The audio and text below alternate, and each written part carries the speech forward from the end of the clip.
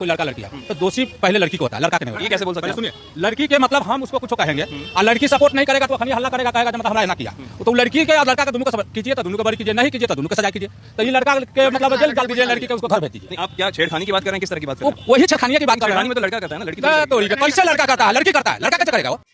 तो अंकल के अनुसार जो भी जहां पे भी लड़कियों के साथ गलत हो रहा है, छिड़कानी हो रही है, सारी चीजें हमारी दोस्त है। और यहाँ तक कि कमेंट में मैंने देखा है जो लड़कियों के साथ दुष्कर्म होता है, गलत होता है, उसमें सिर्फ औरतों को ही इल्जाम लगाया जाता है।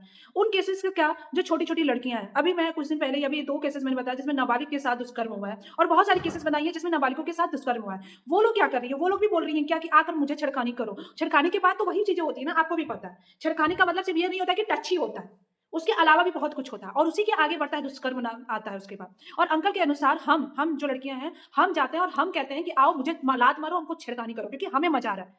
क्योंकि सेक्सुअली तो हम लड़कों को देखते हैं ना, ऑब्जेक्ट जैसे तो हम लड़कों को देखते हैं। हमें सिखाया गया बचपन से कि लड़कियों को तो देखना है तो कैसे देखना है, ऑब्जेक्ट जैसे देखना है। लड़कों को तो बिल्कुल नहीं सिखाया गया है। और सच्ची बताऊं, लड़कों को तो सिखाया भी नहीं जाता। इतने अच्छे होते हैं ना बचपन से ही, जहां लड़कियां देखते हैं ऐसे आंखें कर लेते हैं। और हम बेशरम, हम लोग कितनी लड़कियां बेशरम है, हम जाते हैं रोड पर, हम देखते हैं क्रीपी जैसे, हम उनको टच करते हैं, हम बैक में पीछे। और आपको सब बताओ, मुझे ऐसा लगता है जो लड़कियां अभी सुन रही हैं उसमें से लगभग 90 से 95% लड़कियां हर इस चीज से गुजरी हैं, डायरेक्ट इनडायरेक्ट। क्योंकि इनडायरेक्ट मैं भी हुई हूं।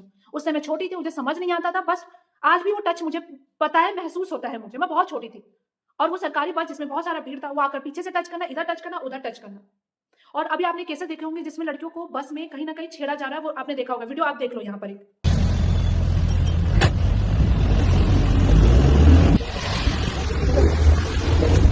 ये जो वीडियो आप देख रहे हो ना, ये सेम चीजें मेरे साथ हुआ है, मेरी फ्रेंड के साथ भी हुआ है बचपन में, जब हम लोग को पता भी नहीं था कि बैड टच गुड टच होता क्या। हमें तो सिखाया नहीं गया हमारे स्कूल में। हाँ, मैं बहुत पुरानी हूँ, बहुत पुरानी। हमारे स्कूल में नहीं सिखाया गया है कि बैड टच और गुड टच क्या होता है। आज भी मुझे, और मेरे साथ 2 से 3 बार ये टच हुआ है, मुझे आज भी याद है। यहाँ पे पीछे, यहाँ पर, इधर पे वो टच करके चले जाए, उनके लिए कुछ भी नहीं था। क्यों? क्योंकि हम सच बता रहे हैं, मेरी और मेरी फ्रेंड्स, हम जिस उम्र के थे 6, 7, 8 क्लास, हम बोलते थे आओ और टच करो, क्योंकि हमें तो पता है कि कैसे टच करके हमें मजा आ रहा है, क्योंकि हमें ही तो प्लेजर मिल रहा है। वर्ड में यूज करूंगी, जो मुझे चाहे वो वर्ड यूज करूंगी, ऐसे इंसान की वजह से।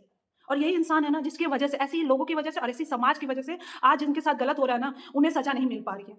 और हम वही कह रही हूँ, 95 से 90% मुझे पता है लड़कियां इस सारी चीजों से गुजर चुकी हैं, बस बताती नहीं है स्टोरी। क्योंकि हमें तो कुछ लोग को पता ही नहीं होता कि उनके साथ हुआ क्या, कि बैड टच हुआ क्या। और कुछ के साथ होता है, समझती भी है, शांत रहती है। और आज मैं बताऊँ, मैं बहुत सारी चीजें लाइफ में, बहुत सारी चीजें आगे बढ़ गई, बहुत चीजें बोल चुकी हूँ, बट वो भी आज तक मेरे बैड टच मुझे मैं याद करती हूँ तो मुझे याद आता है। और कभी ऐसा अचानक से फील होता है कि हाँ, मेरे साथ अजीब सा उस समय कुछ हुआ था। हम नहीं बोल पाते पेरेंट्स के सामने, क्योंकि हमें पता ही नहीं होता है कि था क्या ये।